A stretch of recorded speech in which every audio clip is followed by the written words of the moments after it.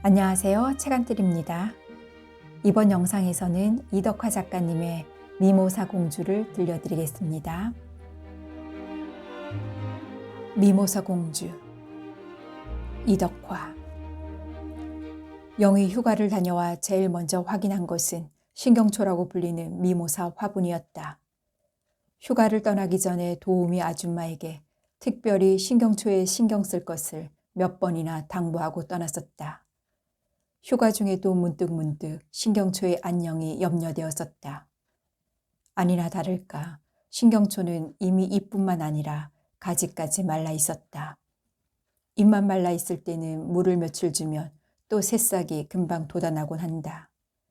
몇 번의 죽을 고비를 넘겨도 겨우겨우 다시 회생시키곤 했다. 그러나 이번에는 회생이 불가능했다. 신경초는 조금만 물 주는 시기를 놓쳐도 금방 잎이 누렇게 말라 떨어졌다. 그리고 또 물을 너무 많이 주어 습해도 잎이 기운을 잃어 축 늘어졌다. 1년 전 우연히 들른 양재동 화훼 꽃집에서 미모사를 발견하자 반가워 바로 집에 사들고 왔다. 2년째 기르고 있었다. 오전은 잠시 햇볕을 쬐게 한다. 또 햇볕이 뜨거운 시각에는 다시 집 안으로 들여놓았다. 저녁에 다시 내놓는다. 그러기를 반복해야 하는 수고로움과 햇볕 정도에 맞춰 물을 줘야 하는 번거로움으로 1년도 기르기 힘들다는 식물이었다. 그런데 영의 애정 어린 관심 덕분에 명맥을 유지하고 있었다. 결혼하기 전 친정에서 친정어머니가 애지중지하며 기른 식물이라 남다른 애정을 가지고 영은 미모사를 돌보았다. 식물도 다 아는 기라. 지를 귀히 여기는지 아닌지. 이 신경질은 조금만 지를 등한시한다 하면 마 삐끼버리는 거라. 참 이만한 공주도 없는 기라. 그러면서도 그 많은 식물 중에도 유독 신경초에만 온 신경을 다 쏟아부었다. 그래서 오빠들은 현관 베란다를 드나들 때마다 야 신경질 하며 한 번씩 신경초의 그 갸냘픈 잎을 툭툭 쳤다. 그러면 금세 알레르기 반응을 일으키며 가지가 축 늘어지면서 잎을 오므라뜨렸다. 그게 재미있다며 오빠들은 잎마다 툭툭 치곤 하다 엄마한테 혼나기도 했다. 영은 2년이어 노심초사하며 신경초와 씨름한 것을 생각하니 허무했다. 3년 전 돌아가신 어머니를 생각하며 어머니를 대하듯 정성을 들인 식물이었다. 도우미 아줌마를 나무랄 일은 아니었다. 신경초는 관심을 먹고 사는 식물이었다. 관심에 민감한 반응을 보이는 그것이 또 신경초를 기르는 맛이라고 어머니는 말했었다. 꼭 저게 사람 같은 기라. 연애하는 것처럼 삐끼고 그리고 부끄러워할 줄도 알고 그리고 애처롭기는 한량이 없는 기라. 영희 대학에 들어가면서 엄마가 유독 식물에 심취했던 것이 영 역시 40이 되어 아이들이 고등학교에 들어가자 이해가 되었다. 그날 저녁을 먹자 남편은 여행에서 돌아온 여독을 푼다며 사우나를 가버렸다. 아들은 전화 한 통으로 잘 다녀왔냐는 인사를 끝으로 소식이 없었다. 영은 신경초로 인해 긴장되어 있던 신경이 툭툭 소리를 내며 끊어졌다. 마음과 몸이 한꺼번에 확 풀렸다. 영은 텔레비전을 켜놓고 소파에 기대로 들어넣었다. 보통 여행 스케줄에 맞춰 움직여야 하는 긴장감은 집에 들어서는 순간 확 풀어졌다. 그 해방감은 다음 단계의 긴장을 위해서 삶의 재충전을 의미하는 잠깐 쉼의 의미였다. 그런데 이번에는 그런 해방감이 아니었다. 삶에 대한 어떤 의욕도 일어나지 않는 불안과 초조를 동반한 허무의 그림자를 드리운 것이었다. 그것은 죽음을 의미했다. 영은 이런 심리적 상태가 어디에서 연유되는지를 곰곰이 생각하기 시작했다. 그러나 신경초가 죽은 것 외에는 다른 요인이 없었다. 가끔 자신이나 남편이 직장에서 이해되지 않는 불합리한 대우를 받게 되었을 때, 노력해도 불가항력적인 힘에 의해 좌절될 때, 가끔 이런 심리적 현상이 일어나곤 했다. 그러나 지금은 그런 일과 관련된 일이 없었다. 그러면 혹 영이나 남편 모르는 사이 장차 불안한 일이 벌어질 것을 예감시키는 것인가? 영은 남편이 올 때까지 알 수 없는 불안감에 시달리면서 텔레비전을 보다 잠이 들었다 깼다를 반복하며 소파에 누워 있었다. 사우나에서 돌아온 남편이 시차를 극복하려면 밤에 잠을 잘 자야 한다며 위스키 2잔을 어른과 함께 가져왔다. 영은 자신이 알 수 없는 불안도 위스키 한 잔으로 치유될 수 있을 것 같았다. 얼른 위스키 잔을 받았다. 냉수에 얼음과 위스키를 타 마시기 시작했다. 아니, 위스키를 냉수 들이키듯 해? 목말랐거든요. 목마르면 물을 마시지. 졸려서 자다 일어났어요. 장시간의 사우나 때문에 얼굴이 반질반질하게 윤이 나는 남편이 순간 낯선 사람처럼 보였다. 남편은 영과는 반대편 1인용 소파에 털썩 주저앉으며 위스키 잔을 입으로 가져갔다. 남편은 텔레비전 리모컨을 찾아 돌리기 시작했다. 영은 텔레비전 위쪽에 걸려있는 벽시계를 보았다. 이미 11시가 지나 있었다. 영은 물에 탄 위스키를 마시면서 남편이 돌리는 화면을 따라 눈을 돌렸다. 뉴스는 전 시간 뉴스와 별다른 내용이 없는지 남편은 계속 리모컨을 돌려댔다. 또 한 손으로는 에어컨 리모컨을 작동하고 있었다. 남편이 에어컨 리모컨을 켜는 잠깐 순간이었다. 텔레비전 채널이 고정되었다. 모 방송사가 방영하는 SOS, 이웃이 위협받고 있다 라는 제목 아래 영이 근무하는 대학에 있는 경기도 남부 지역 디귿동산이 화면에 가득 채워졌다. 영은 몸을 고추 세우며 리모컨을 빼앗았다. 그리고 화면에 집중했다. 디귿동산 앞길 4차선 도로에서 모녀인 듯한 여자 2명이 지나가는 차를 일일이 정지시키고 구걸을 하고 있는 장면을 보여줬다. 그것도 어머니는 한때 모 대학에서 교수를 했다는 신상 정보까지 소상히 알려주었다. 영은 그 화면을 보고 심장이 딱 멎는 것 같았다. 영이 너무나 잘 아는 디귿동산과 모 대학 교수라는 사실이 겹쳐서일까? 너무나 잘 알고 있는 누군가일 것이라는 생각이 들었다. 영의 온몸을 휩쓸고 가는 전율은 영을 불안과 초조로 몰고 갔다. 영은 지금의 심리 상태와 이 사건과의 불가사의한 무언가가 연결되어 있다는 근거 없는 확신이 마음속으로 일어났다. 영은 오늘의 불안과 초조는 분명 이 사건 때문이라는 생각이 들면서 머릿속이 어지럽게 흔들렸다. 딱히 그 교수가 누구라는 생각이 들기 때문이 아니었다. 모 대학이 어느 대학인지, 모 교수가 누구인지 분명하게 밝히지 않았지만 분명 저 모 교수는 영과의 인연을 맺었던 사람임에 틀림없다는 확신 때문이었다. 영이 몸담고 있는 학교 여교수들을 이 사람 저 사람 떠올려 보았다. 40명 가까운 여교수 중 딸을 가진 여교수가 10명도 채 안 되었고 대부분의 딸들이 초등, 중등학생이었다. 텔레비전에 나온 딸은 적어도 고등학생 이상 되는 나이였다. 그러면 3명뿐이었다. 그 3명의 여교수를 생각해도 한 명은 연구년으로 지금 일본에 가 있고 한 명은 교내 연구소의 연구소장직을 맡고 있었다. 또 한 명은 사회과학부 학부장을 맡고 있다. 그들 중 아무도 그 나이에 딸을 가진 교수는 없었다. 그렇다면 도대체 영과 관련된 누구란 말인가? 그리고 왜 한때 여교수까지 지낸 여자가 딸을 데리고 구걸을 한단 말인가? 갑자기 머릿속이 회오리 바람을 일으키듯 팽팽 돌고 있었다. 한 잔의 위스키만으로 영의 머릿속을 어지럽히는 화두를 잠재우지 못했다. 영은 뜬 눈으로 밤을 지새우고 남편을 출근시킨 후 디귿동산을 직접 가보기로 했다. 그 사건과 관련된 자신의 이 불안을 해결하지 않으면 영은 더 이상 아무 일도 할 수 없을 것 같았다.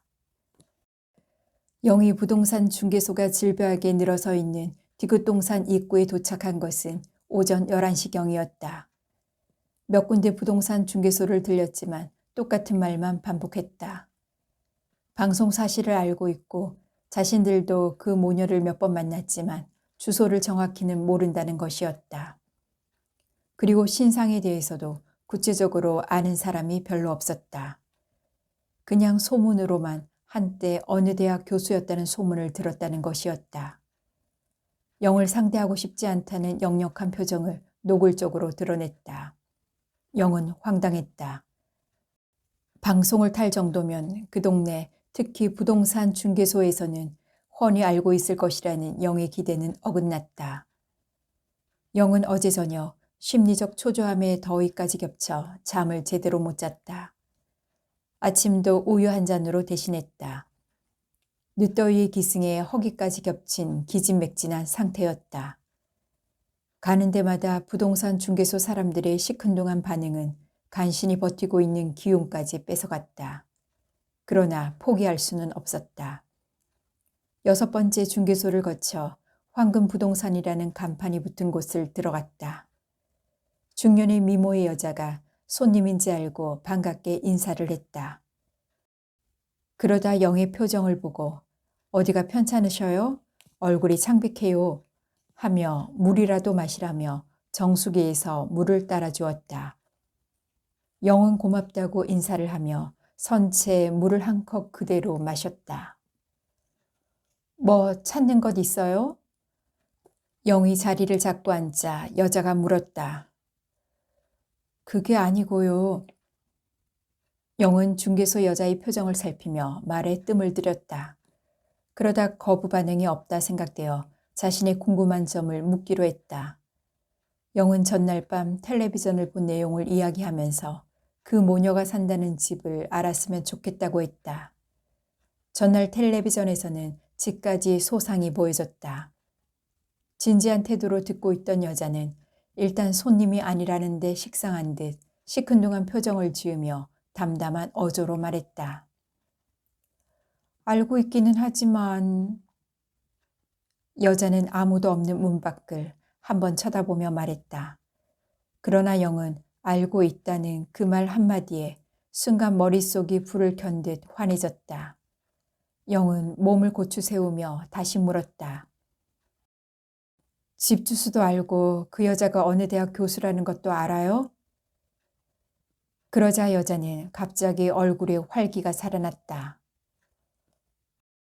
그럼요. 제가 집 소개한 사람이에요. 그때 남편과 왔을 때는 얼마나 예쁘고 도도했는데 남편은 마치 머슴 같고 그 여자는 공주같이 남편에게 눈짓 하나로 해결을 다 하더군요. 계약하고 잔금 치를 때까지 인사 한마디 안 했어요. 누가 저렇게까지 될 줄 알았겠어요? 어느 대학 교수예요? 서울의 K대학요. K대학이라. 영은 머릿속으로 K대학에 아는 여자 교수를 열심히 생각해 본다. 그러나 아무리 생각해도 생각나는 사람이 없다. 어제의 그 예감은 그럼 잘못되었다는 말인가? 영은 머리를 갸우뚱하며 다시 물었다. K대학 교수가 왜 여기 집을 샀어요? 남편 친구가 이 지역 교수를 하는데 여기 동산에서 사나 봐요. 남편이 한번 보고 가더니 정년퇴직하고 여기 와서 살겠다고 샀죠. 그래서 정년퇴직했어요?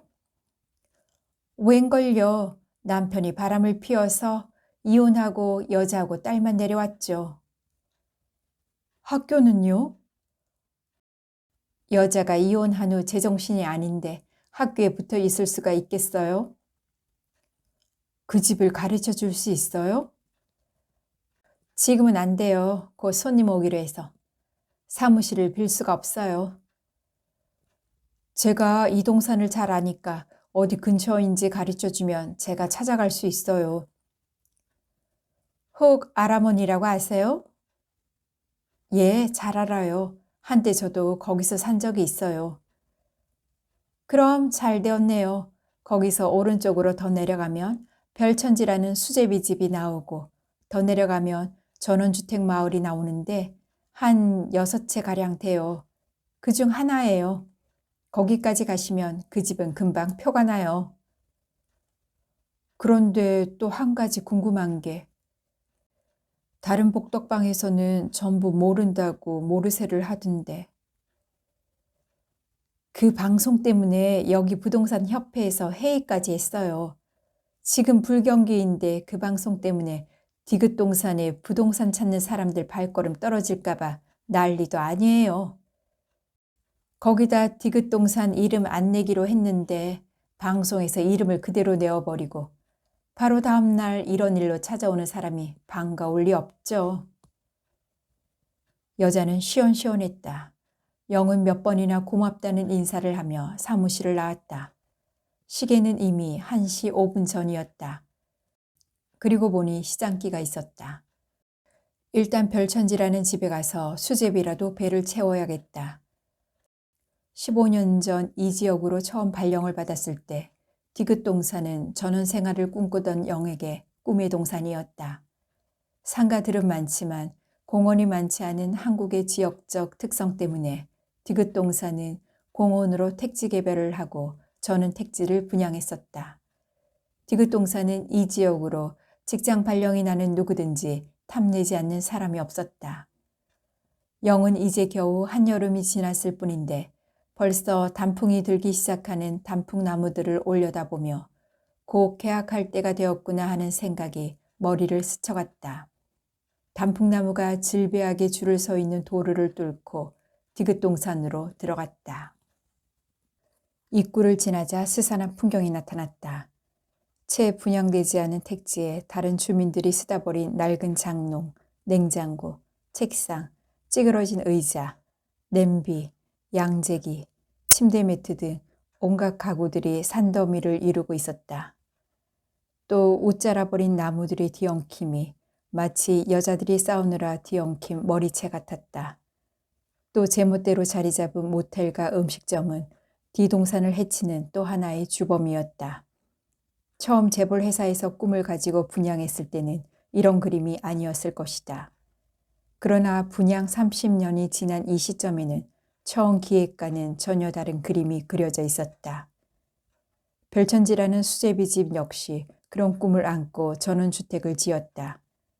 별천지 주인은 몇 년 전부터 황무지처럼 변해가는 디귿동산을 안타까워했다. 애초에 꾸민 전원주택 주민들이 화목하게 오손도손 모여 사는 신천지의 꿈을 포기했다고 한다. 차라리 손님들에게 자신들이 가꾼 정원의 풍경을 나누고 싶어 음식점을 열었다고 한다. 영도 야생화로 가득 찬 정원 때문에 그 집을 드나들기 시작 단골 손님이 되었다. 음식 역시 맛깔스럽고 영의 취향에 꼭 맞는 음식이다. 가끔 제멋대로 핀 야생화가 보고 싶어 학교에서 30분 이상 걸리지만 가끔 정치가 그리울 때는 찾고는 했었다. 수제비가 주종목이지만 수제비를 시키면 호박죽에 열무김치와 보리밥, 그리고 제일 마지막으로 호박을 넣은 노란 수제비, 쑥을 넣은 초록 수제비, 밀가루 그대로인 하얀 수제비가 풍부한 해산물과 함께 아름답게 빚어진 항아리에 담겨져 나온다. 주인집 여사장 역시 한때 풍물을 즐긴 여행강이라 영은 갈 때마다 집에 구석구석 걸려있는 액자의 사진을 보고 여행 이야기를 여사장과 즐겨 나누곤 했다. 별천지의 대문을 열자 활짝 핀 페랭이 꽃이 영의 눈을 끌어당겼다. 영은 자신도 모르게 감탄사가 흘러나왔다. 페랭이 꽃 옆에는 금낭화가 노랗게 피어 있었다. 연못에는 수련이 한창이었다. 영은 자신이 여기에 온 목적은 잠시 잊고 연못의 수련을 한참 쳐다보았다. 대부분 여기를 들릴 때는 학기 중이라 수련이 저렇게 연못 가득히 핀 것을 본 적이 없었다. 방학인데 어쩐 일이세요? 대문 소리 때문인지 주인 여자가 현관에서 밖을 쳐다보며 영을 반겼다. 영은 연못에서 발걸음을 떼어놓으며 계단으로 올라갔다. 계단마다 화분에는 별꽃, 쪽, 애기 수염, 애기 똥풀 등 어디서 모았는지 야생화 집에서도 흔히 볼 수 없는 야생화가 발걸음을 멈추게 했다. 영은 어제 저녁에 우울했던 기분이 확 풀어지는 듯 마음이 개운했다. 역시 잘못된 예감에 지나지 않았을까. 그 예감 때문에 여기까지 왔지만 그것과 상관없이 새로운 신선한 기분이 들었다. 순간 여기서 밥이나 먹고 집으로 갈까 하는 생각이 들었다. 더 이상 어제 저녁의 우울한 기분을 연장하고 싶지 않았다. 정말 어쩐 일이세요? 다른 음식점 사장과는 달리 소녀 같은 풋냄새를 풍기는 여사장은 궁금한 듯 영의 얼굴을 빤히 쳐다보며 다시 어쩐 일이세요를 반복했다. 방학인데도 여기를 못 잊어 찾아왔죠. 연꽃 수련이 한창이네요. 수련을 자랑해도 한 번도 꽃핀 것을 못 보다가 이번에야 원 풀었네요. 이 정원이 한층 돋보이네요. 최근 며칠 동안 안타까웠는데 반가운 손님이 와서 정말 다행이네요. 특히 수련꽃 핀 것을 너무 보고 싶어 했잖아요. 제가 만개한 수련본 기념으로 사장님한테 점심을 낼게요. 좋아요. 혼자 오셨는데 마침 손님도 없고 친구 해드리죠. 수련이 잘 보이는 안방으로 들어가세요. 안방에는 독서를 하고 있었는지 상위에 책이 펼쳐져 있었다. 그리고 아주 낮은 볼륨으로 슈만의 가곡 시인의 사랑이 방바닥으로부터 흘러나오는 것처럼 음악이 낮게 깔려 분위기를 시원하게 했다. 영은 자신도 모르게 한숨이 푹 하고 흘러나왔다. 이런 고즈넉한 분위기에서 야생화를 기르며 독서를 즐기는 것이 영의 꿈이었다. 그래서 발령을 받자마자 이 동산에 애착을 가지고 탐색했었다. 그러나 땅의 매입이나 집 매입에 올인할 형편도 되지 않았지만 운도 없었다. 여사장이 물과 행주를 가져와 행주질을 하면서 상의에 책을 접는다. 요시모토 바나나의 아르헨티나 할머니였다. 이런 시골 분위기에 어울리는 책이다.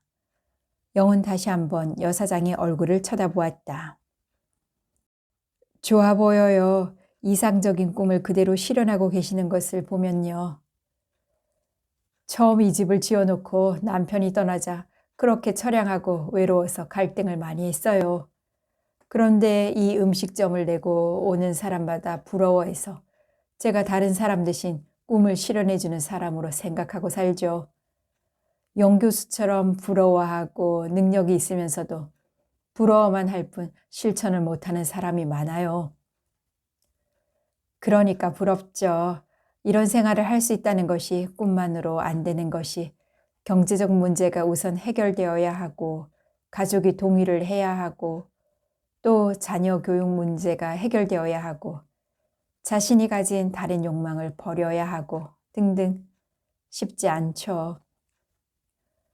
저도 처음에는 쉽지 않았어요. 그런데 여기 와서 사니까 또 여기에 맞춰 문제가 해결이 되더군요. 이제 이게 내 생활이려니 하고 살아요. 금방 식사 준비해 올게요. 전원생활은 전원생활 하던 정근대적 시대의 마음으로 돌아가지 않으면 살기 힘들다. 그러기에 전원생활을 하는 대부분의 사람들은 어느 정도의 생활전선에서 물러서 있는 사람이나 아니면 큰 지병을 얻어 어쩔 수 없이 전원생활을 필요로 하는 사람만이 가능하다. 영이 여기까지 생각을 하다 잠시 잊고 있었던 두 모녀의 생각이 다시 떠올랐다. 두 모녀가 이곳에 자리를 잡은 것도 결국 엄마라는 여자가 더 이상 학교의 교수직을 수행하기 힘든 상태에서 선택한 결론이었을 것이다. 그런데 딸의 연령은 몇 살쯤 되었을까? 마침 여사장이 호박죽, 보리밥, 열무김치 등을 가지고 왔다. 영도 잠시 궁금한 것을 뒤로하고 여사장과 함께 쟁반에서 음식을 옮겨 놓았다. 음식을 보자 참았던 시장기가 동했다. 이 집 메뉴는 단순하고 깔끔하다. 호박죽도 전통 호박죽과 현대식을 절충한 찹쌀 새알이 반쯤 풀린 걸쭉한 죽에 간간히 섞인 굵은 반팥의 맛은 일품이다. 영은 호박죽을 한 숟갈 입에 넣으며 여사장에게 두 모녀 이야기를 물어볼 것인가 말 것인가를 생각하고 있었다. 이 음악 참 좋아요. 혼자 듣기에는 너무 외롭지 않아요? 영은 머릿속 생각과는 달리 엉뚱한 말이 튀어나왔다. 생전에 저희 남편이 이 곡을 너무 좋아했어요. 그래서 남편이 사무치게 그리울 때는 가끔 이 곡을 들어요. 혹 제가 방해하지 않았나요? 그전에는 한 번도 꺼내지 않았던 남편 이야기에 영은 약간 당황스러웠다. 뛰어난 서정미에 남편의 회상까지 곁들여 이 곡을 듣는다면 어떤 기분일까? 영은 호박죽을 먹으며 여사장을 물끄러미 쳐다보았다. 아무도 없는 바닷가에서 발가벗고 춤을 추고 있는 기분인 것 있죠? 영이 묻지도 않았는데 여사장은 마치 영의 마음을 읽은 듯 말했다. 영은 여사장의 말에 다시 두 모녀 이야기가 생각났다. 혹 어제 텔레비전에서 모 방송사가 방영했던 SOS 이웃이 위협받고 있다라는 프로그램을 보셨는지요? 아니요. 왜요? 이 근처에 산다는 정신이 약간 이상한 두 모녀의 이야기라는데. 아, 여사장의 얼굴은 잠시 어두워졌다. 짧게 탄성을 질렀다. 취재에 갔다는 이야기는 들었어요. 그리고는 여사장은 열무김치에 보리밥과 고추장을 함께 섞으며 잠시 침묵을 지켰다. 한참 뜸을 들이고 영을 쳐다보며 물었다. 뭐라고 하던가요? 두 모녀가 여기 동산 입구에서 차를 세우고 구걸을 하고 있다고요. 그리고 집에 쓰레기를 치우지 않아 악취가 난다고요. 그래서 이웃 주민들이 고발을 했다고요. 혹 아는 교수예요? 전 누구인 줄 이름도 모르고 서울의 K대학의 같은 과 교수 중에는 그런 분이 없는데도 그 교수를 아는 사람인 것 같은 예감 때문에 아침 남편 출근하자마자 부랴부랴 여기까지 달려왔어요. 네, 음악대학의 모 교수라고. 혹 아셔요? 영은 그 교수의 이름을 듣는 순간 온몸에 소름이 돋쳤다. 아니, 어떻게 해서 그 교수가? 남편이 제자와 바람이 났다던데요. 그 이후 정신을 놓아버렸다고 남편도 딸 때문에 가끔 여기 내려오지만 보지도 못하고 쫓겨가는 모양이던데. 아무리 그렇게도 그렇게 정신을 놓을 정도로.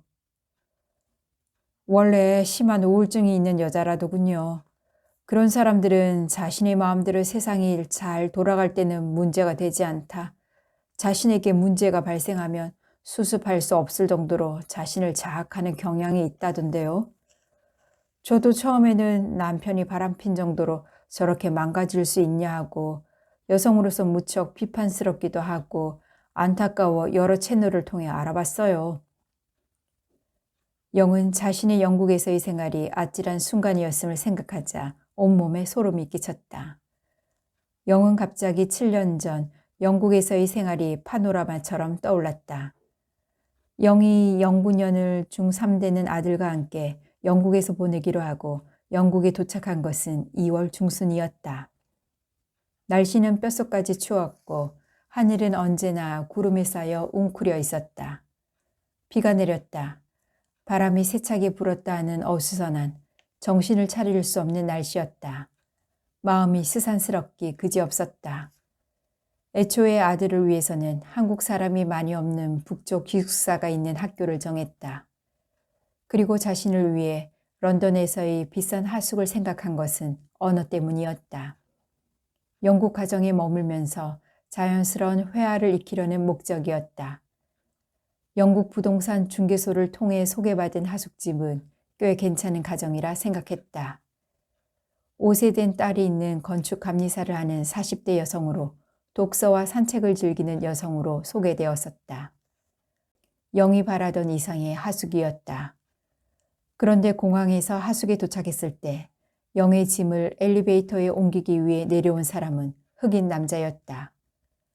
영은 이삿짐을 옮기기 위해 고용된 사람이려니 생각했다.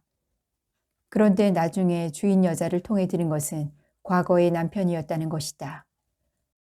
중학교 3학년 아들은 이국의 낯선 분위기와 흑인 남자로 인해 표정이 굳어 있었다. 화장실이 딸려 있는 방은 깨끗하고 영의 마음에 들었다. 짐을 대강 정리하고 아들 학교 쪽으로 다음날 바로 떠나기로 되어 있기 때문에 영과 아들은 세수를 하고 바로 잠자리에 들었다. 영의 어수선한 머릿속처럼 꿈자리도 어수선했다. 아들 학교가 있는 북부 스코틀랜드 지방까지 갔다 오니 영국에 도착한 지 15일이 지나 있었다. 그제야 겨우 정신을 차리고 영이 연구 생활을 위해 적을 둔 학교를 찾았다. 시간 여유를 가지고 대학 연구실을 왔다 갔다 하며 연구에 필요한 제반 수속을 하기 시작했다. 도서관 출입증, 학교에 컴퓨터 등록하기, 은행 문제 등을 위해 아침에 나왔다면 저녁에야 들어가곤 했다. 저녁마다 하숙에 들어서면 영의 하숙집에는 소규모의 파티가 열리고 있었다. 어느 날은 그 흑인 남자와 주인 여자가 함께 술을 마시고 있기도 했다. 그들을 방해할까봐 조심스러워 영은 방에 들어가는 것도 조심스러울 정도였다. 방에 딸린 화장실과 목욕탕을 제외한 외에는 부엌 사용조차 불편했다. 거의 저녁은 빵 몇 조각으로 저녁을 때워야 했다. 계약상에는 아침을 제공해 주기로 했는데도 아침 시간에 여자를 본 적이 없었다. 아침 시간에는 아마도 흑인과 그 사이 난 딸인 듯 5살 배기 딸만 깨어 거실에서 장난감을 가지고 놀고 있었다. 거의 매일 저녁 파티는 계속되었다. 영은 화가 나기 시작했다. 어느 날 학교를 늦게 나가기로 하고 주인 여자가 일어나기를 기다려 다음 달 집을 나가겠다고 했다. 그리고는 여기저기 하숙집뿐만 아니라 새를 들 집을 알아보고 있었다. 그러던 중 영이 적을 두고 있는 대학에 재직하고 있는 남자 교수에게 전화가 왔다. 딸을 데리고 있는 여 교수가 연구년으로 왔는데 방을 투베드룸으로 구해서 함께 살면 어떻냐고 제의를 했다. 그 여자 교수는 고등학교, 대학교 전부 영의 후배 교수라고 했다. 그 여 교수를 만나기로 했다. 예의 바르고 친절하기가 이를 데 없는 여자였다. 예의 바르고 친절한 것 자체가 석연치 않았지만 후배를 위해서 손해를 좀 보면 어때 하는 기분으로 거기에 응했었다. 영은 다음 달 집안 문제로 한 달 동안 귀국을 해야 하고 그러고 나면 영국은 방학이라 여행을 시작해야 한다는 생각에 한 달 정도 하숙으로 지내다 한국으로 갔다 와 휴가 여행까지 마치고 아예 서너 달 후에 집 문제를 해결할까 하는 생각도 있었었다. 지금 집을 얻으면 두 모녀를 위해 집세의 반을 내어주기 위해 함께 집을 얻는 꼴이 되어버린다. 오직 영이 이득을 보는 것은 집 얻는데 혼자서 고민하지 않아도 된다는 것뿐이었다. 집을 옮기는 데 필요한 지루한 작업은 15일 이상 소모되었다. 영은 자신이 비소모적인 일로 한 달 이상 시간을 보냈다고 생각하니 안타까웠다. 집을 확정한 후 더 이상 집 문제로 고민하지 않게 된 것만으로 다행으로 생각하고 편안하게 생각하려고 했다. 그런데 영의 그런 생각은 오산이었다. 같이 동거한 지 15일째 되는 영이 한국을 떠나기 바로 전날이었다. 저녁을 먹고 짐을 챙기고 있는데 영의 방으로 그 후배가 찾아왔다. 딸이 중학생이 되는 9월부터 기숙사 학교로 옮겨야 하기 때문에 자신은 9월부터 집을 나가야겠다는 것이었다. 영은 너무나 황당해 한참을 그 후배 교수의 얼굴을 쳐다보았다. 그리고는 화가 난 목소리로 왜 이 문제를 같이 살기 전에 미리 이야기하지 않았느냐. 집 얻는데 보낸 지리한 시간들은 겨우 몇 개월을 위해서 이 짓을 했느냐. 내일 한국 떠나는 사람에게 이런 이야기를 하는 저희가 무엇냐고 따졌다. 집을 구하는 데 소모되는 시간이 얼마나 아까운데 영국에 와서 집만 옮기다가 세월 보낼 것이냐. 부동산비 등 이사 비용이 얼마나 들었는데 다시 집을 옮겨야 하느냐. 그리고 계약 날짜에 맞춰 그때까지는 여기서 살아야 한다. 그렇지 않으면 위약금을 물어야 한다. 12월 31일까지 계약한 것이기 때문에 계약 일자는 약속을 지켜야 한다며 영이 화를 냈다. 그런데 후배 교수는 자신과 계약 날짜를 의논하지 않았냐는 것이다. 영이 부동산에서 계약할 때 서로 의논해서 날짜를 정한 것이 바로 의논이지 무엇이냐고 했다. 그것은 영이 자신을 속이려고 일부러 그 즉석에서 했다는 것이다. 그럼 왜 그 자리에서 못하겠다고 하지 않았느냐? 당신은 그럼 집을 계약한다며 부동산에서 계약하기 전에 계약일을 생각하지 않았느냐? 자신은 계약일 같은 것은 생각하지 않았다는 것이다. 그것은 당신의 잘못이다. 아무리 설득을 해도 자신은 집을 나가겠다는 것이다. 그러면서 영이 사기를 쳤다는 것이었다. 한국에 한 달 방학 내내 여행할 것을 생각하면 난 집 6개월만 빌리면 아무 문제 없었다. 하숙을 하든 오피스텔을 빌리든 지금보다 훨씬 저렴하게 할 수 있다. 뭐를 사기라고 하는 줄 모르겠다. 부동산 계약하면서 계약 날짜 같은 것은 생각 안 하고 계약 날짜에 서명하는 사람이 어디 있느냐. 자신은 그런 것을 모른다는 것이다. 영은 말이 되는 소리냐. 어른이 되어 그것도 사회생활을 하는 교수가 자신의 일에 대해 무책임한 발언을 할 수 있는 것이냐. 영은 모든 상황을 들어 설명하고 설득했다. 결국 남편이 오면 물어서 답변해 주겠다고 했다. 영은 기가 막혀 더 이상 말을 할 수가 없었다. 또 여름에 가족이 오는 것도 미리 의논해서 하자고 하고 영은 우리 가족은 일주쯤 집에 머물 것이라고 하자 그 후배 교수는 자신의 남편은 한 달쯤 머물 것이라는 것이었다. 여자들만 있는 집에 남자가 오래 머문다는 것이 불편하게 생각되었지만 부인 옆에 남편이 있겠다는데 말릴 수도 없는 일. 영은 심리적으로 편안히 가지려고 마음먹었다. 그런데 여름방학 동안 교수인 남편은 물론 그것도 친정 엄마까지 2달을 머무르고 떠났다.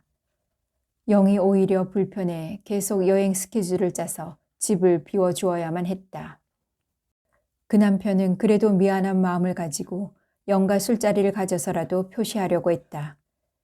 그리고 부인에 대해서도 모든 것을 자신이 알아서 처리하다 보니 모르는 것이 많으니 부인을 동생 돌보듯 이해하고 양해해 달라며 영에게 몇 번씩 당부를 했다. 그리고 계약건도 부인이 너무 몰라서 없던 것으로 하라고 양해를 구했다. 영은 그 계약건으로 몇 달 동안 신경전을 벌인 것을 생각하면 지금도 약이 올랐다. 그리고 영국에서는 상하수도세로 매달 40만 원 정도 내야 했다. 그것도 제때 주는 법이 없었다. 독촉을 하면 영수증을 보여달라며 마치 돈을 떼어먹는 사람에게 하듯 했다. 사사건건 시비를 거는 통에 매일 영은 열을 내곤 했다. 그 여자 후배 교수와 영의 상식은 너무 달라 1시간도 같이 있을 수가 없었다. 공원에 가 산책을 하다가도 벤치를 봐도 영은 주위를 걸어 다니며 산책하는 것이 좋아 앉고 싶지 않다고 해도 굳이 앉으라고 한다든가 비슷한 양의 쇼핑백을 들고 가면서 자신이 들어주겠다고 하는 선심은 오히려 남을 불편하게 하는 것이라고 해도 그 후배는 순간순간을 불편하게 했다. 그 후배 교수의 불편한 친절은 남자 교수들에게는 예의 바른 교수로 둔갑, 좋게 받아들이기도 했다. 영은 계약 관계로 어쩔 수 없이 그 후배랑 같이 지냈지만 그와 같이 하는 자리는 피했었다. 그 후배 교수의 지나친 친절과 상식 이하의 행동은 도대체 아무리 줄을 그으려고 해도 연결되지 않았다. 7년 동안 의도적으로라도 그 여자 교수를 생각하고 싶지 않았지만 이렇게 까마득히 잊고 있었다는 것도 스스로도 이해가 되지 않았다. 그렇다고 그 교수의 일이 왜 자신에게 이렇게 슬픈 예감을 가지고 파도처럼 밀려오는지 그것도 이해가 되지 않았다. 또 모든 것을 자신이 알아서 해 부인은 아무것도 모른다며 부인을 그렇게 감싸돌며 공주처럼 모셨던 그 남편은 그 후배 교수를 두고 어떻게 바람을 피울 수 있단 말인가. 어떻게 하는 사이예요? 영이 밥은 먹는 둥 마는 둥 한참 생각에 갇혀 있자 몇 번 부엌과 방을 오락가락하다 참을 수 없다는 듯 물었다. 벌써 수제비가 영의 앞자리에 놓여 있었다. 영은 열무 비빔밥이 아직 남았음에도 국물 있는 수제비로 숟가락을 옮기며 말했다. 영구년 때 영국에서 같이 1년간 살았어요. 그럼 아주 친할 텐데 몰랐어요? 영국 갔다 온 이후로 연락을 안 하고 살았으니까요. 예, 여사장은 표정으로는 더 궁금한 것이 있음에도 더 이상 묻지 않았다. 그런데 딸이 대학 다닐 나이인데 어떻게 엄마하고 저렇게 같이 살아요? 그게 결국 대학 가봐야 자기 꼴밖에 안 된다고 학교를 못 다니게 한다나 봐요. 그런데 딸이 대학 다닐 나이인데 어떻게 엄마하고 저렇게 같이 살아요? 그게 결국 대학 가봐야 자기 꼴밖에 안 된다고 학교를 못 다니게 한다나 봐요. 아니, 대학생 나이에 정신 나간 엄마 말을 듣는단 말이에요? 그 딸도 아버지가 다른 여자가 생겼다는 것을 용납 못하고 엄마를 자신이 돌보지 않으면 안 된다고 엄마를 못 떠난다고 하던데요. 영은 당시 초등학교 6학년생임에도 영과 자기 엄마와의 갈등이 있는 줄을 알고 집안에서는 물론 밖에서도 자신과 눈을 맞추지 않던 그 딸이 생각난다. 그리고는 방 안에서 엄마와 항상 깔깔거리던 생각도 난다. 그리고 다른 사람이 오면 전혀 다른 얼굴로 대하던 그 딸이 그 당시는 어려서라고만 생각했다. 그 집은 여기서 멀어요? 오던 길로 내쳐가면 몇몇 전원주택이 나오는데 세 번째 집이에요. 그런데 연금도 있을 테고 남편도 도와줄 텐데 왜 구걸을 한다고 해요? 한 푼도 돈을 안 쓴대요. 자기 죽은 다음에 딸이 그 돈으로 살아야 한다고. 그런데 쓰레기는 왜 그렇게 쌓아두었대요? 정신 이상이니까 혼자 잘 능력이 없는 데다 집안에 아무도 못 들어오게 하니 쓰레기 치우는 사람도 못 들어가요. 동네에서 동해의 진정을 넣어 악취가 난다고 조사해 달라고 했지만 결국 문을 열어주지 못해 못 들어갔어요. 그렇다고 딸은 도저히 상황이 이해가 안 돼요. 그런데 방송국에서는 어떻게 취재했을까요? 울타리 사이로 찍었겠죠. 혹 저랑 같이 가줄 수 있어요? 가도 소용없어요. 아무에게도 문을 열어주지 않으니까요. 두 모녀만 들락거릴 뿐. 두 모녀가 나갔을 때 들어가면 주거 침입을 해가면서 목숨 걸고 두 모녀를 구출해야 할 사람은 없죠. 남편이 안타까워 가끔 찾아오지만 일체 문을 열어주지 않으니 와도 소용없어요. 그 남편은 왜 그렇게 바람을 피워가지고 딱하게 너무 안 됐네요. 그 남편이 바람 핀 것도 아니래요. 여자 제자 논문 지도로 몇 번 여자 제자가 집에 왔다 갔다 하고 식사 몇 번 같이 한 것을 오해해서 그렇대요. 남편이 자기 외의 사람에게 잘해주는 것을 못 견디는 거죠. 그것이 외도가 아니라 하더라도 그 여자에게는 참을 수 없는 거죠. 남편을 결국 자기만 바라보는 해바라기이기를 원하는 거죠. 남편이 잠시만 한눈 팔았다 하면 까무러치는 그런 종류의 여자처럼. 가끔씩 주부들 중에는 그런 예의 여자 얘기를 들었지만 적어도 사회생활을 하는 여자로서는 이해가 안 가요. 영을 사기꾼이라 하며 못 믿겠다는 그 당시의 그녀의 의심이 이제야 이해가 가는 것 같다. 영국에서 사사건건 영에게 신문하듯 의심의 눈초리를 보내는 후배의 그 태도가 가장 기분 나빴던 게 기억난다.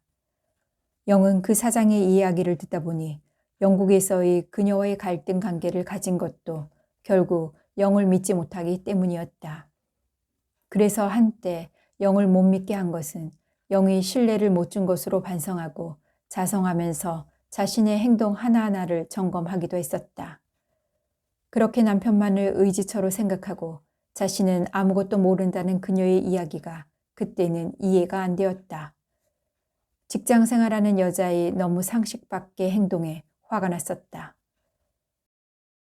식사를 다 하고 커피를 마시는 동안 그 집을 가볼 것인가 말 것인가.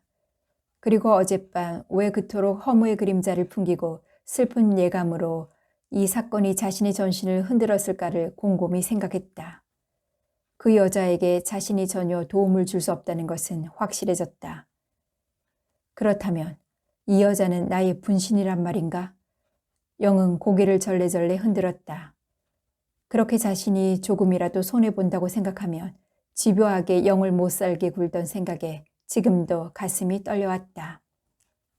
처음같이 동행해 주었으면 하는 마음과는 달리 같이 동행해 주겠다는 사장의 말을 뿌리치고 영은 혼자 나왔다. 그 여자를 만날 수도 없겠지만 그 여자를 만났을 경우 그 여자의 태도와 또 영 스스로가 어떤 행동을 할 것인지 두려웠다. 영은 의도적으로 가벼운 마음을 가지려고 발걸음을 가볍게 그 집에서 걸어 나왔다. 그리고 차에 앉아 한참 심호흡을 했다. 천천히 엑셀러레이터를 밟으며 앞으로 나아갔다. 5분이 지나자 낙후에 가는 디귿동산의 다른 지역과는 달리 고급 전원주택 동네가 나타났다. 영은 차를 세웠다. 다시 영은 심호흡을 했다. 그리고 천천히 차에서 내렸다. 그리고 그 집이 있는 오른쪽이 아닌 왼쪽 길로 천천히 동네를 산책하듯 걸었다. 그 집에 가야 할 이유를 아직 찾지 못했다.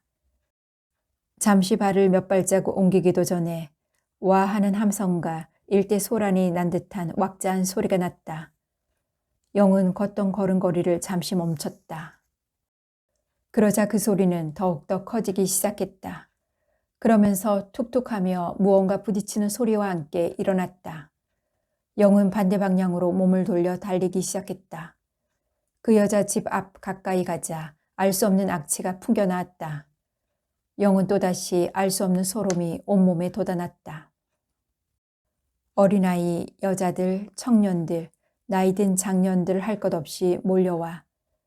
이 동네에서 나가지 않으면 우리가 쫓아내주지. 입에 담을 수 없는 욕을 하는 소리, 여기저기 들려오는 고함 소리와 함께 사람들의 돌팔매질이 계속되었다. 돌이 떨어지자 퍽 하는 소리와 함께 한대의 파리들이 날아올랐다. 그리고 알 수 없는 지독한 냄새가 눈과 코를 찔렸다. 일부 사람들은 코를 막으며 뒤로 물러섰다. 그 냄새는 똥냄새에 썩는 냄새, 지린내 등 묘한 냄새까지 혼합돼 구토를 동반했다. 영은 집가에 상당한 거리가 있는데도 냄새에 견딜 수가 없었다. 영은 집가에 상당한 거리가 있는데도 냄새에 견딜 수가 없었다. 그런 법석 중에도 안에서는 기척이 없었다. 군중들의 목소리가 더욱더 높아졌다. 여기저기 고함 소리가 들려왔다. 퍽하며 문짝 가라앉는 소리가 들렸다. 언뜻 아침에 만났던 부동산 업자들의 얼굴들도 보였다. 그 여자 집은 이 전원주택지의 다른 주택과는 달리 새로 지은 전원주택은 아닌 것 같았다. 있던 기존 주택을 매입했는지 상당히 낡아 있었다. 대문도 대문이랄 수 없었다. 그냥 큰 문짝 두 짝이 의지하고 있는 듯 찌그러져 있었다. 슬레이트 지붕은 비가 새는지 이불을 덮어 놓았다. 정원에는 쓰레기 더미가 산더미를 이루고 있었다. 영과 같이 멀찍이 쳐다보는 코를 잡은 여자들 사이에서 변기조차 고장나서 정원에서 변을 본다는 말을 소곤거렸다. 영은 그 자리를 벗어나고 싶었다. 고급 전원주택지에 쓰레기 더미라고밖에 할 수 없는 폐허가 그 자체도 견디기 힘들 텐데 악취까지. 영은 대모군들을 벗어나 멀찌감치 그 장면을 바라보았다. 돌을 던지는 사람 사이로 자신도 함께 돌을 던지는 모습이 보였다. 영은 몸에 소름이 다시 확 돋았다. 영국에 체류할 동안 두 모녀와 함께 당일 코스로 영국의 남쪽 브라이튼이라는 해변 도시로 여행을 다녀오기로 하고 런던 시내의 빅토리아역 가까이 있는 버스 정류장에 1시간 전에 도착했었다. 늦봄이었음에도 날씨는 의외로 쌀쌀했다. 낮은 기온에 바람까지 세차게 불었다. 30분 이상 밖에서 버스를 기다리는데 두꺼운 잠바에 가져온 목도리까지 둘러서야 겨우 추위를 견뎌낼 수 있었다. 두 모녀 중 딸은 의외로 옷을 얇게 입어 엄마가 안절부절 어찌할 줄 몰라 했다. 자신의 옷을 벗어 목을 감아주기도 하고 자신의 몸으로 감싸주기도 했다. 결국 역 가까이 있는 건물 안으로 데리고 들어갔다. 모녀의 안절부절하는 모습이 안타까워 영이 자신의 잠바와 목도리를 그 딸에게 주며 걸쳐 입도록 했다. 두 모녀는 괜찮다며 극구 사양하며 받지를 않았다. 영은 그렇게 안절부절하지 말고 잠바를 걸치라고 좀 화를 내 큰 소리로 말했다. 여행을 떠날 때는 여러 가지 변수를 생각해 이것저것 부수적인 것을 챙겨야 하는데 특히 어린아이를 동반할 때는 더더욱이나 특히 변화무쌍한 영국의 날씨에는 여분의 옷과 모자는 필수적이다. 아침에 나올 때 영이 미리 여분의 옷을 챙겨야 한다고 했음에도 괜찮다더니 시외버스를 타는 데까지 와서 수선을 떠는 모습을 보니 화가 났다. 둘은 건물의 한 귀퉁이에 껴안고 웅크리고 있었다. 영은 오늘 여행은 망쳤다는 기분으로 두 사람을 안쓰러운 눈으로 바라보았다. 그런데 버스가 막 도착해 자리를 잡기 위해 버스에 발을 올리는 순간이었다. 저 아무래도 집으로 돌아가야 할 것 같아요. 지민이가 감기기가 있어. 도저히 거기까지는. 버스 타면 이제 남방이 되고 브라이튼은 남쪽 해안이라 여기보다 따뜻할 텐데. 영의 그런 말을 들었는지 이미 두 모녀는 벌써 멀리 총총 걸음으로 달아나고 있었다. 영은 엉거주춤 잠시 머뭇하다 뒷사람들에게 떠밀려서 버스를 탔다. 종종 걸음으로 달아나는 두 모녀를 보고 화가 나 영은 버스에 그대로 가만히 앉아 어찌할 수가 없었다. 결국 혼자 브라이튼을 다녀왔다. 그런 식으로 부딪히는 하루하루로 인해 영은 그녀를 경멸했다. 그리고 말을 함부로 내뱉었다. 그녀가 주장하는 상학 논리는 자신의 가족에게나 이해 가능한 상학 논리라 한마디로 질렸었다. 영은 눈을 감았다. 마음을 진정시키려고 한창 그러고 있었다. 그러자 눈앞에 두 모녀가 웅크리고 떨고 있을 장면이 떠올랐다. 또다시 전날 밤의 초조와 불안이 밀려오기 시작했다. 경찰 사이렌 소리와 구급차 소리가 동시에 울리며 달려왔다. 구급차에서는 남편이, 경찰차에서는 몇 명의 경찰들이 동시에 내렸다. 그 사이에 돌팔매질을 하던 주민들이 후다닥 달아나기 시작했다. 그녀의 남편과 경찰은 주위에 상관없이 집으로 돌진했다. 아니면 남편이 전날 밤에 텔레비전을 보고 경찰을 대동하고 나타났는지 모른다. 어쨌든 영은 그녀의 남편이 나타난 것은 다행이라고 생각했다. 이 상황을 수습할 사람은 남편밖에 없다. 돌팔매질을 하던 사람들은 도망가다 자신들을 건거하려는 의도가 없다는 것을 알고는 멈칫멈칫 숲 사이에 숨어 상황을 지켜보고 있었다. 안에서 찢어지는 듯한 여성의 고함 소리가 들려왔다. 그리고 쿵당거리며 마루를 달려가는 소리, 남자의 구둣발 소리, 물건 던지는 소리, 남자의 고함 소리 등이 이어졌다. 한동안 계속되던 요란스러운 소리가 조용한 듯 하더니 잠시 후 남편과 경찰이 두 모녀를 부축하고 나타났다. 두 모녀는 서로 허리를 감싸는 채였다. 엄마의 왼쪽 팔을 깍지 낀 그녀의 남편의 팔을 물어뜯으며 달아나려다 서로 엉켜 넘어졌다. 엄마의 오른쪽 팔에 매달려 있던 딸 역시 넘어졌다. 거기다 딸의 다른 팔을 끼고 가던 사복한 경찰이 딸 위로 함께 넘어졌다. 엄마가 그 와중에서도 펄떡 일어나 경찰의 머리카락을 쥐어뜯기 시작했다. 순간적으로 아수라장이 되었다. 남편은 여자를 경찰에서 떼어내었다. 그러자 여자는 얼른 딸을 데리고 도망치기 시작했다. 경찰과 남편, 구급차의 남자 3명도 함께 달렸다.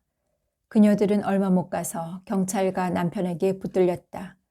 그들은 서둘러서 구급차에 그녀들을 태웠다. 두 모녀의 머리는 언제 감았는지 모르게 헝클어져 있고 엄마의 의상은 홈드레스가 찢어져 허벅지의 살이 다 드러나 보였다. 딸이 입은 청바지 위에 흰색 티도 더러움에 절여 있었다. 신발도 다 벗은 채였다. 영은 잠시 눈을 감았다. 영의 머리로는 그녀들의 변화가 도저히 이해되지 않았다.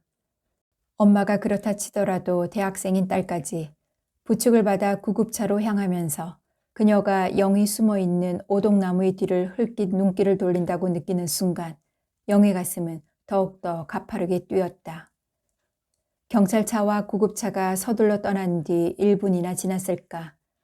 영이 의식을 추스르고 자리를 떠나려는 순간 다시 우하며 사람들이 몰려왔다. 숲 안으로 숨었던 사람들이 다시 그 집을 향하여 돌팔매질을 하기 시작했다. 여기저기 퍽퍽하는 소리가 들려왔다. 그녀들이 없음을 확인한 군중은 마음껏 돌팔매질을 하였다. 이제 지붕까지 내려앉았다. 집은 이제 형체도 알아볼 수 없었다. 다시 와 하는 소리에 올려다보니 집에 불길이 쏟기 시작했다.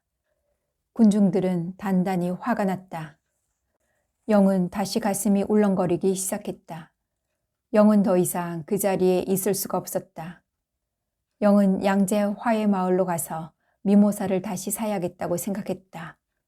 스스로 물을 먹을 수 없는 그녀에게 더 이상의 시련이 없도록 정성껏 돌봐야겠다고 생각했다.